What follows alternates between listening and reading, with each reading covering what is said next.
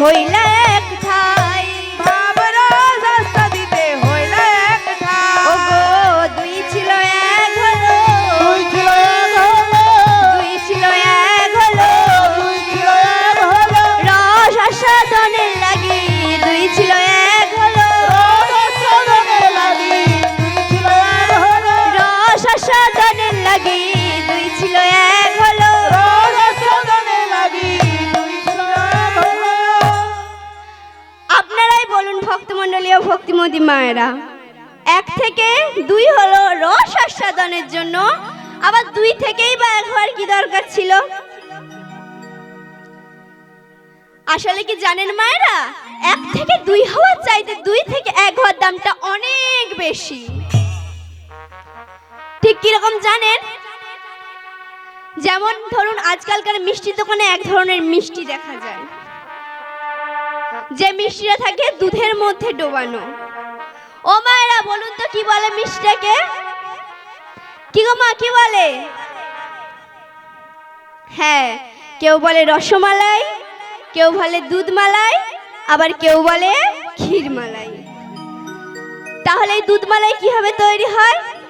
মনে করুন দুধ, দুধ থেকে হলো ছানা, ছানা থেকে হলো রসগোল্লা, আর ওই রসগোল্লা গিয়ে ডুবলো কোথায় না যেখানেই জন্ম হয়েছিল।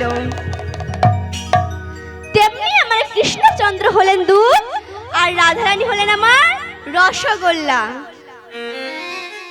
তাই গৌর হরি হলেন আমার রসমালাই, গৌর হরি হলেন আমার রসমালাই, তাই গৌর হরি হলেন আমার রসমালাই।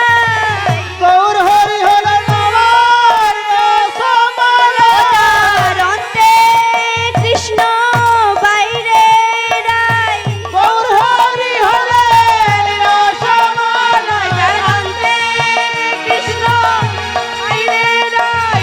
গৌর হরি হলেন রসমালাই, একবার দেখ রে নয়ন নয়ন দিয়া, গৌর হরি হলেন রসমালাই, এ যে নয়ন দিয়া নয়ন দিয়া, গৌর হরি হলেন রসমালাই, একবার দেখ রে নয়ন নয়ন দিয়া, গৌর হরি হলেন রসমালাই, আমার গোবিন্দের গোরাধার রাম, গৌর হরি হলেন রসমালাই, ওগো এই নিয়ে হলো গোরা।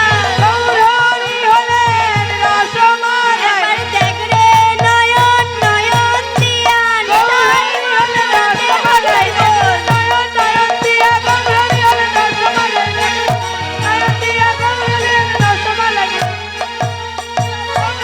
রসমালাই, গৌর হরি হলেন রসমালাই। তাহলে মা, বাজারে রসগোল্লার দাম যদি 5 টাকা হয়, তাহলে রসমালাই কিন্তু 5 টাকায় দেবে না, তার দাম অনেক বেশি। তাই অন্যান্য যুগে যা অবতার হয়েছে হয়েছে, এ যুগে আমার গৌর হরির সঙ্গে আকাশ জমিন তফাৎ। ওদিকে যাচ্ছি না কেন, অনেক প্রসঙ্গে গৌর হরি এলেন। গৌর হরি আসার কারণ কি? কারণ হলো দুটি, একটি মুখ্য কারণ আর দুটি গৌণ কারণ।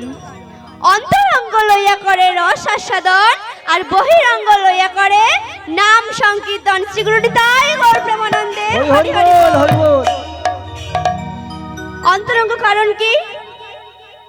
চৈতন্য চৈতামৃতে কবিরাজ গোস্বামী বলেছেন, শ্রী রাধা প্রণয় মহিমা কি দিশো বাম ঔতা সাদো, জানাত ভূত মধুরিমা কি দিশো, সৌখাং চাচু মদন ভাবাতু, বেতি লোভা তদ্ভাবাড্ড, সমজনী শচী গর্ভ সিন্ধু, হরি হিন্দু।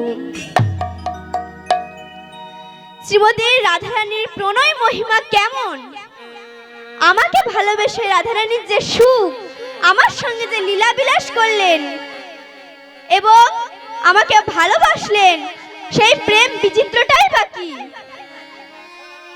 এই তিনটি লোভের বশবর্তী হয়ে গোবিন্দ চিন্তা করছেন, এই বিষয়টা আমাকে জানতে হবে। তাই একদিন বৃন্দাবনে কৃষ্ণচন্দ্র রাধারানীকে বলছেন, ওগো রাধে, এই অনন্ত কোটি বিশ্ব ব্রহ্মাণ্ডে যত কিছু স্থাপর জঙ্গম কীট পতঙ্গ যাহা কিছুই আছে আমি সব কিছুই বুঝতে পারি, কিন্তু তোমার মহিমা বুঝতে নারি।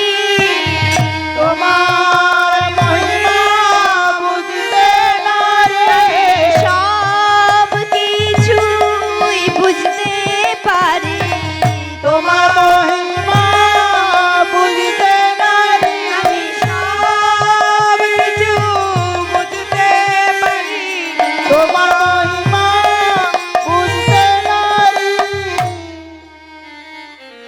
ওগো রাধে, এই মহিমা জানতে গেলে আমাকে ভক্ত হতে হবে, কারণ ভক্তি হলো ভক্তের সম্পদ আর কৃপা হলো ভগবানের সম্পদ। শ্রী গুরু নিতাই গৌর প্রেমানন্দে হরি হরি বল।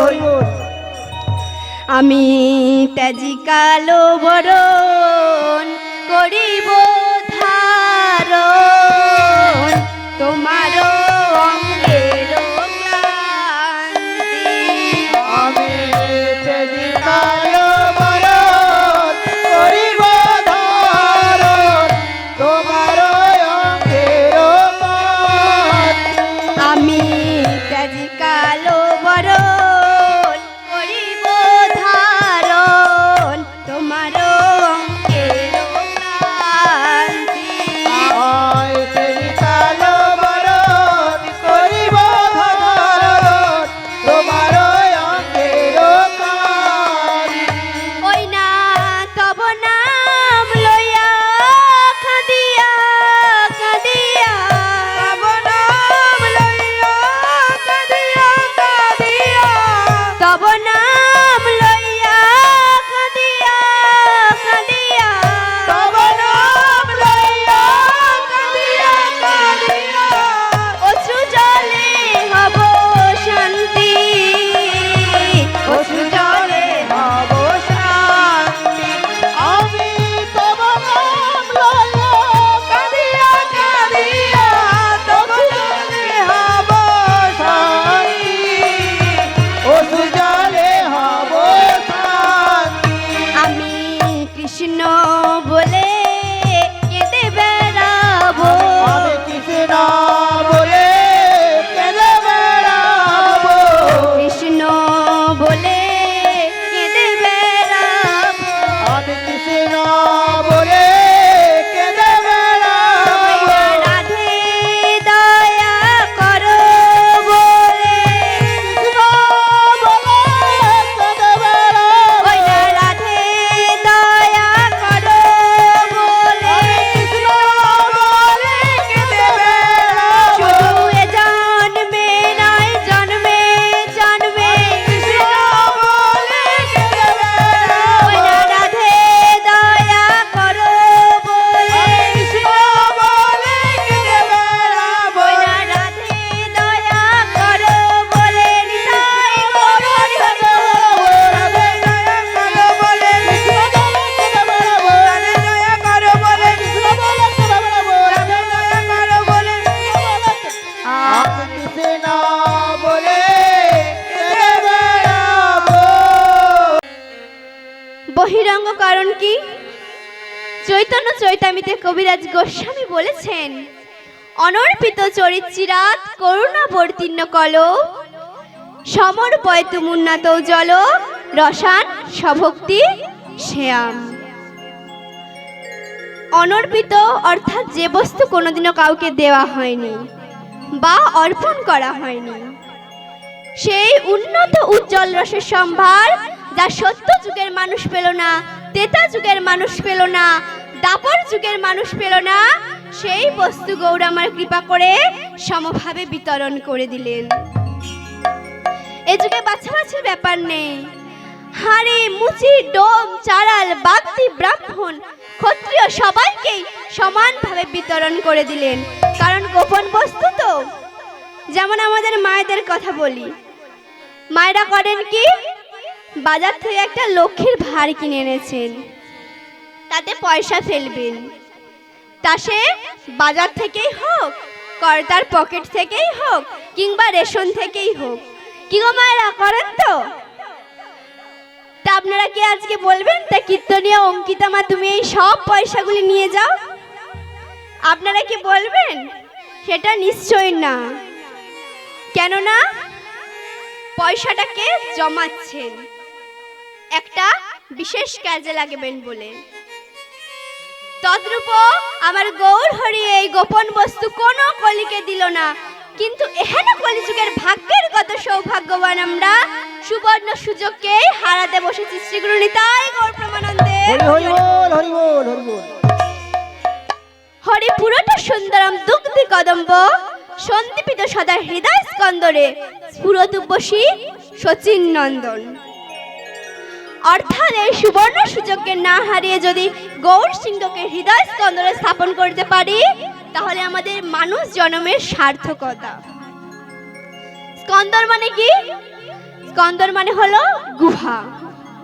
পাহাড়ে যেমন গুহা থাকে, গুহাতে কি থাকে? হিংস্র জন্তু জানোয়ারেরা। আর আমাদের এই হৃদয়ে যে স্কন্দর, তাতে অহংকার নামক পশু জন্তু বসবাস করে আছে। পাহাড়ের গুহার পশু জন্তুকে তাড়াতে গেলে যদি পশুরা সিংহকে প্রবেশ করাতে পারি, তাহলে সব পশু পালিয়ে যায়।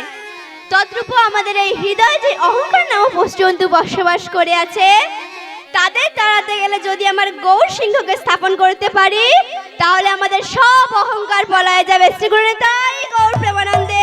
হরি বল, হরি বল। ওই না সব অহংকার পলায়ে যাবে, আরে সব অহংকার পলায়ে যাবে, সব অহংকার পলায়ে যাবে। আরে সব অহংকার পলায়ে যাবে। গৌর তোমার হলাম বলে, সব অহংকার পলায়ে যাবে। গৌর তোমার হলাম বলে, বলে সব অহংকার পলায়ে যাবে। ওই না গৌর তোমার হলাম বলে, সব অহংকার পলায়ে যাবে। এ জন্মে নয় জন্মে জন্মে, সব অহংকার পলায়ে যাবে। এ জন্মে নয় জন্মে জন্মে। আরে সব অহংকার পলায়ে যাবে। ওই না গৌর তোমার হলাম বলে, নিতাই গৌর প্রেমানন্দে। গৌর তোমার হলাম বলে সব অহংকার পলায়ে যাবে। গৌর তোমার হলাম বলে সব অহংকার পলায়ে যাবে। গৌর তোমার হলাম বলে সব অহংকার পলায়ে যাবে। ভক্তমণ্ডলী ও ভক্তিমতী মায়েরা, এই শ্লোকের শেষে বলবেন স্ফুরতুব্বসী শচীন নন্দন। আচ্ছা মায়েরা, এ জগতে আমরা সবাই পৃথ্বী পরিচয়ে পরিচিত। এ অমুক বাবুর ছেলে, ও তমুক বাবুর ছেলে, কিন্তু আমার মহাপ্রভু পৃথ্বী পরিচয়ে পরিচিত নন। কোথাও বলেননি জগন্নাথ নন্দন, প্রতিটি জায়গায় বলে শ্রী শচীন নন্দন। শ্রীগুরু নিতাই গৌর প্রেমানন্দে। হরি হরি বল। কেননা আমার গৌর হরি এ জগতে মাতৃভাব নিয়ে এসেছিলেন। গৌর হরি ভাবলেন আমি যদি মাতৃভাব নিয়ে না যাই, তাহলে কাউকে কোল দিতে পারবো না।